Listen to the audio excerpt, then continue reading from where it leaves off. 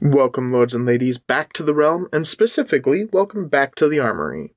I am your humble host, the Go King, and in honor of a recently released video game that I have indulged far too much into, we're talking about magical ammunition in Pathfinder 2nd Edition. We will be discussing options from the core rulebook and advanced player's guide. But keep in mind, Secrets of Magic, Guns and Gears, and Treasure Vault all host more magic and otherwise special ammunition types. Not to mention the scattering of options throughout the Lost Omens books. Before we get into the specific options, let's cover the basic rules for these special ammos. First, they have the same bulk and reload times as normal ammunition. They benefit from fundamental runes on your weapon, but not property runes unless otherwise stated. They also do damage as usual unless otherwise stated. Firing magical ammunition always consumes the magic, even if the ammo doesn't reach a valid target. And finally, some ammo requires an activation before it's launched. In most cases, this is a single interact action. If no action is listed, the item requires no special actions other than launching it. Shining ammunition is a simple one. This level 1 ammo can be of any form, costs only 3 gold pieces, and sheds light like a torch for 10 minutes when fired. It will shine whether or not it is stuck in a target, and good thing too because they are easy to remove, requiring a single action and no check. Personally, I think this is just awesome. They're cheap even at low levels and could have some very creative uses. They would be epic in a party with no dark vision or spellcasters. Unfortunately, it isn't really going to be a challenge for PCs to get light, so these do have limited utility. Antler Arrows are useful for capturing your target alive. Unfortunately, its low reflex DC means it won't be useful for very many levels. Antler Arrows are level 2, cost 7 gold pieces, and require activation. The effect of an Antler Arrow is the same as the bow weapon group's critical specialization effect. Beacon Shot is a more useful but shorter-lived version of Shining Ammunition. Beacon Shot is level 3, costs 10 gold pieces, requires activation, and comes in arrows or bolts. Beacon Shot lights up like a sparkler when it hits its target. It will spark and shine for up to 1 minute. This prevents the target from benefiting from the concealed condition and also makes it very difficult for an invisible target to go unnoticed. It can be removed from the target with a DC 20 athletics check. Sleep arrows do exactly what they say on the tin. These level 3 arrows require a casting of the sleep spell when crafted. As you might expect, this means it casts the sleep spell on its target when it strikes. This arrow costs 11 gold pieces and requires an action to activate. Its spell DC is 17, and when activated, it does no damage on a hit. Good for quietly putting a low-level guard to sleep. Spell Strike Ammunition is, in my opinion, an expensive way to play ranged Magus or an Eldritch Archer. Spell Strike Ammunition allows you to cast a 2-action spell into the ammo, then fire it at a target. This ammo ranges in price and level depending on how powerful a spell you need to airdrop, from 12 gold pieces for a first level spell, all the way to 8,000 gold pieces for a 9th level spell. Next, we have the level 3 Vine Arrow. This 10 gold piece arrow requires a vocal command to activate, and hits like the Tanglefoot cantrip, but with a greater duration. That duration makes it quite useful at low levels. But with time, a caster's spell DC will exceed the fixed DC of the Vine Arrow. Climbing Bolt is an interesting one. This 15 gold piece, level 4 crossbow bolt deploys a 50-foot rope when it strikes a surface. The rope is secured where it hits and can be removed with a DC 20 athletics check. Considering Fly is a level 4 spell, and as such, that means it can't be obtained until your characters reach 7th level, Climbing Bolt has a decent window of usefulness even for a caster.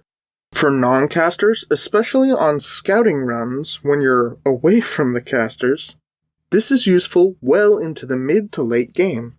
The Viper Arrow, 17 gold pieces, in my opinion, is a dud. A cool dud, but still a dud.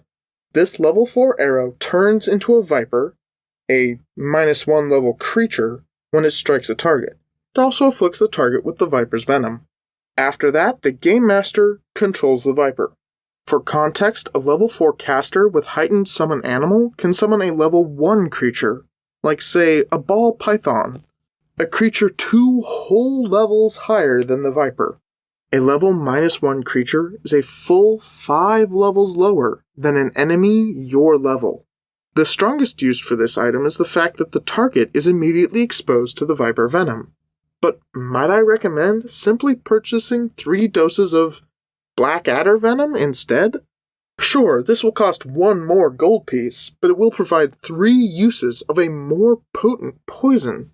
Freezing ammunition costs a tidy 25 gold, but this level 5 ammo slows your enemies. 1 level up, terrifying ammunition, at twice the price, frightens your enemies.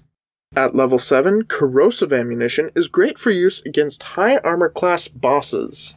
Corrosive ammo applies a persistent acid damage to the target's armor, or the target themselves if they have no armor. This damage ignores item hardness. A single interact action removes the effect, but against a boss, taxing their actions is an effective strategy. At level 9 and 13, explosive ammunition costing 130 gold pieces, or 520 gold pieces respectively, gives you something of a mini fireball.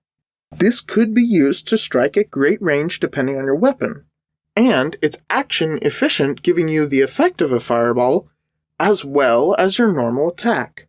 However, if you're just looking for some throwaway fireballs, the necklace of fireballs will get you more bang for your buck, and for your level. Storm arrows bring all the lightning and fury of the Tempest to your enemy. For only 130 gold pieces a pop, your level 9 character can cosplay as Zeus, but with a bow. These arrows pair electricity damage with a gale of wind that makes flight and return attacks difficult. Penetrating ammunition might be the best one of the bunch.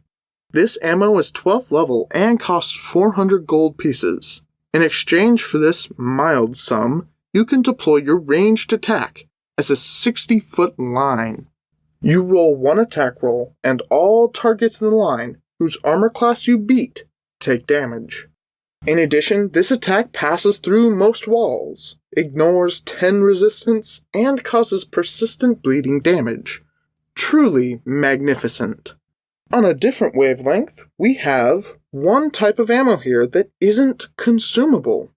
Ghost ammunition is available at 14th level for 900 gold. Ghost ammo has the effects of the Ghost Touch property rune. Ignores cover.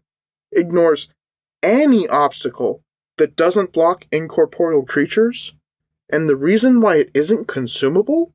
A few days after it's used, at midnight, it reappears in the container that held it before it was used. Very cool, very thematic, and one way to get access to the Ghost Touch rune for ranged attacks.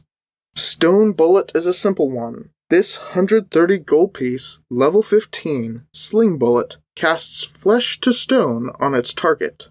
If you happen to have a Divine Caster on hand to cast stone to flesh, this could be an effective way to capture and relocate dangerous creatures or individuals. The final ammo on today's list is Disintegration Bolt. It is an uncommon item, level 15, and 1,300 gold. As you might have guessed, this casts Disintegrate on the target. This is certainly the more permanent solution, as compared to the one that turns the target into a statue.